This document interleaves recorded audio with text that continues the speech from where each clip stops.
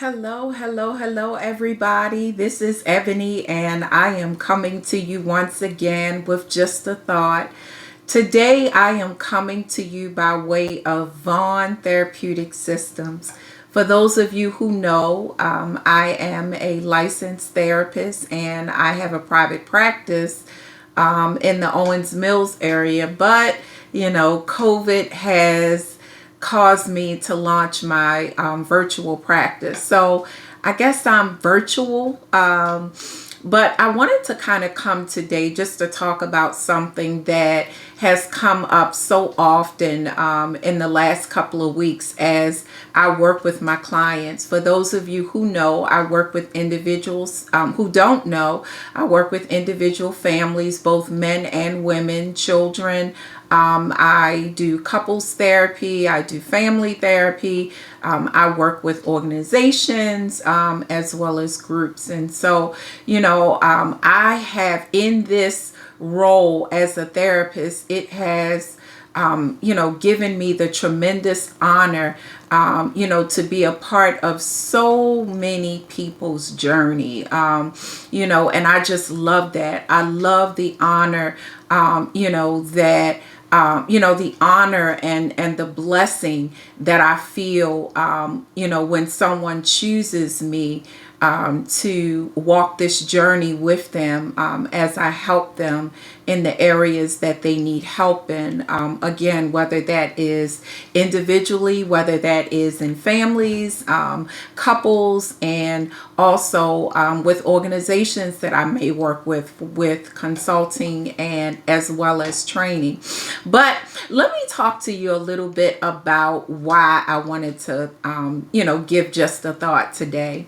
I have been working with a lot of men and women who oftentimes struggle with the value of their voice. And oftentimes I find, that we don't, as a people, whether men or women, we don't always value our voice in our relationships, in our businesses, and on our jobs. And I will even say in ministry as well.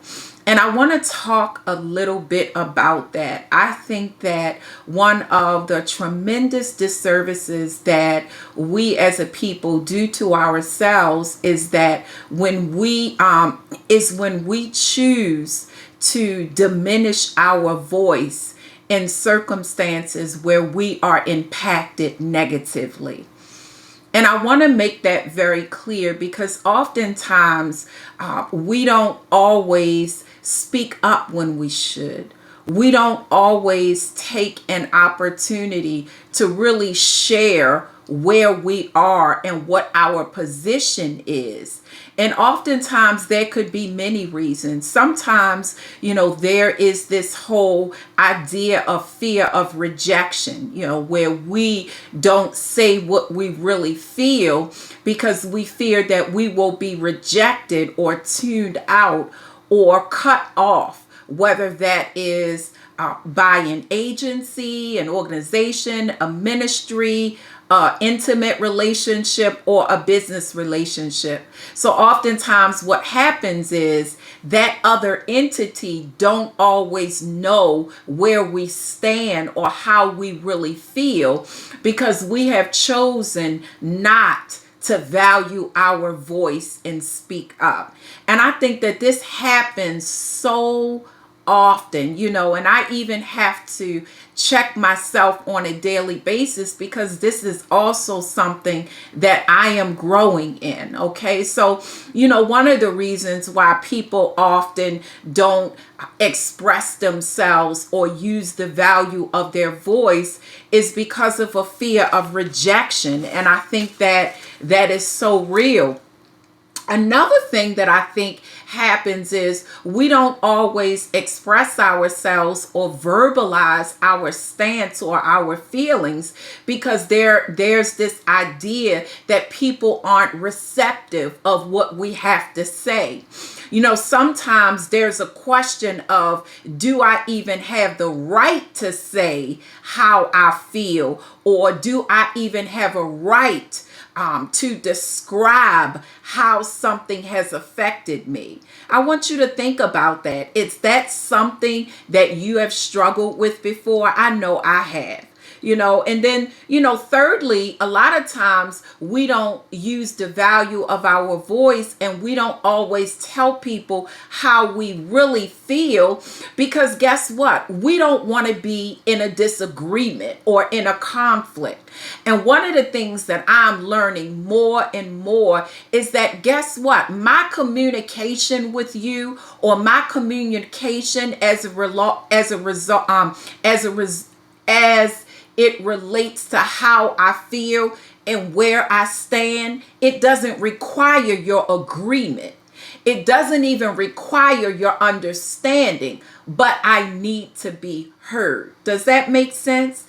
And so sometimes what happens is we don't value our voice and we don't speak up because there's this fear that you're not going to be, or that other entity is not going to be receptive and they're not going to be in agreement with us, right?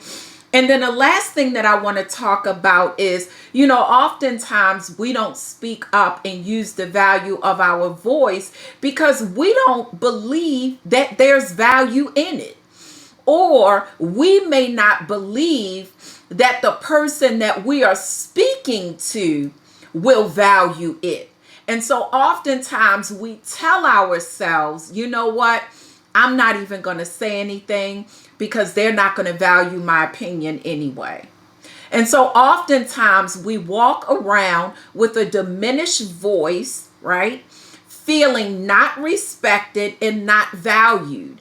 And I think that this is something that we oftentimes struggle with, and it causes tremendous resentments and internal conflicts. Let's just think about our personal relationships and how oftentimes it is so difficult to have courageous conversations. It is so difficult at times for us to really honestly tell a person how we feel because of the fears that I just described. And here's the funny thing. Those fears that I described, those fears are present in a personal relationship that I'm talking about now, but it also arises on our jobs, in our businesses, with our business partners or those that we have alliances with, and in ministry. All of the things that I talked about. And so let us go to our personal relationships. When we don't communicate honestly where we are, it definitely leaves our relationship in a very fragile state. Because what happens is we're walking around, we're engaging with one another, and we're spending time with one another, and we are growing, but yet we really don't know each other, and we don't know where the other stands. And I have found, in my relationships, in my personal relationships, I have begun to grow, to develop a sense of courage to have those courageous conversations when necessary. I do believe I do believe in this whole idea that there are some things that are better left unsaid, but I believe that those things that are better off left unsaid are very small and they are very minimal. And it really has to do with the question of how important is that matter to you or to the other person, and what is the harm or what is the benefit by not raising it. So those are things that you, the individual, have to sift through. But some of us, we say that too often. We refuse to deal with things or communicate our true feelings too often, and it leaves our relationships very fragile, and it leaves our relationships in a place where someone is left in the dark, whether it's you or whether it is the other person. And so, when it comes to those very personal relationships, you have to have the courage and you have to be willing to have those courageous conversations. And some of you may say, because I've said it often, it's not even worth it. I'm not doing this today. But I want you to be very careful on when you say that and how often you say that, because the more you say that and let your voice go unheard, the deeper your resentments become, and the further away from that person you will go. Why is that? Because if there are things left unsaid that you really feel strongly about and you are unable to talk about that with them, then guess what? You're going to pull away. You're going to pull away emotionally. And sometimes, even though we are talking and we are engaging in the day to day and we are kissing our loved ones, goodbye, or we wake up in the morning, we embrace them and all these other things. But then there are things in our hearts that are left unsaid, which means that although physically we are together, emotionally and mentally we are separated because there are some uncommunicated needs, or there are some feelings that you have not expressed, okay? And even down to relationships, it's the same thing. How many times have you been in business with someone and you really had some issues about things that happened, or maybe, there was some disagreements, and instead of you speaking on them, you just harbored those feelings and you just harbored those thoughts.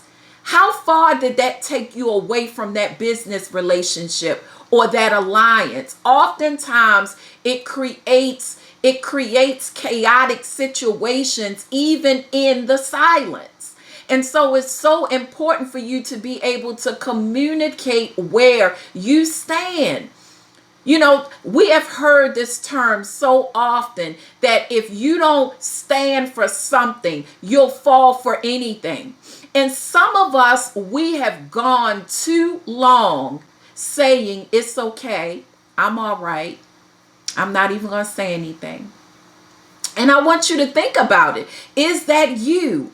Are you the one that refuses to speak up? Are you that one who refuses to conduct courageous conversations? Are you that person that avoids conversations that will be difficult? Okay. Now there are some of us who emotionally we are too charged to engage in conversations because they become brutal and they become, it's almost to the point where it makes you angrier when you have these conversations. And if that is you, the best thing for you to do is to wait until you are calm. But at some point, you still have to come back.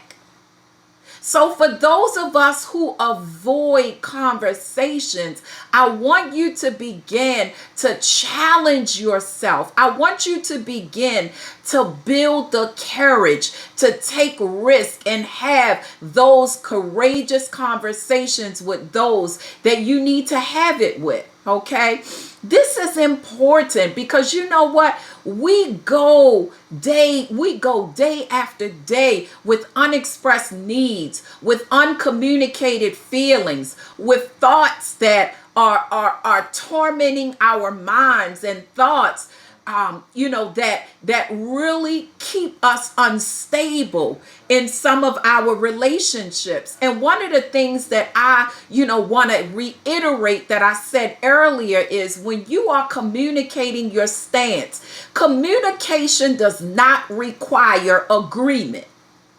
And that is something that I want to challenge somebody with today. Do not require someone to agree with you. Communicate your need and ensure that that person hears from the perspective that you're coming from. But you can't require them to agree with you. That's not fair.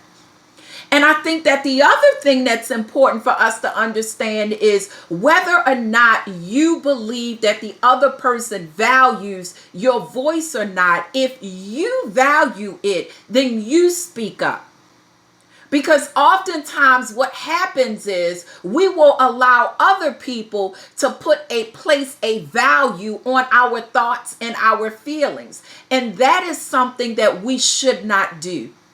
So my recommendation is to really begin to consider, what are the things in my heart and in my head that I need to communicate to those that I am connected with. I want to challenge you to begin to refuse to go through life not communicating where you stand or what your needs are. Now, I do understand that there's a time and a place for everything, and we all have to learn that. But it is so important for us to get to the place where we are willing to have courageous conversations. Timing means a lot. But I don't want you to compromise the value of your voice for fear of disagreement and for fear of rejection and lack of receptivity. It is so important for you to value your voice and to begin to communicate your needs. And you know what? Some of you may think that I'm just talking to women, but I'm not. I work with men all the time who don't communicate their needs. I work with, women all the time who don't communicate their needs. So it's not just women, it's all of us. There has to be a competency as it relates to, really expressing ourselves in an appropriate and in an effective way. And my prayer for me is that every day I learn more and more about me, and I gain the capacity to express myself appropriately. There have been so many occasions where I have left things unsaid, where I should have spoken up. And as I reflected upon those things, for a moment, I beat myself up because I felt like I did not value my voice in those moments. And so my lesson from that is to not do that again. Now, I do understand, because of my personality and because of who I am, I also understand that my opinion isn't always needed, okay? I don't always have to give a person my opinion. But I think when it comes to whether or not something impacts me, and when it comes to how I am feeling in a relationship, or how somebody has done something and how that has impacted me, I have to be willing to have those courageous conversations to express myself. Now, I'm not looking for anything else but to be able to express where I am. And that is my charge to you today. My charge to you is to be honest in your communication.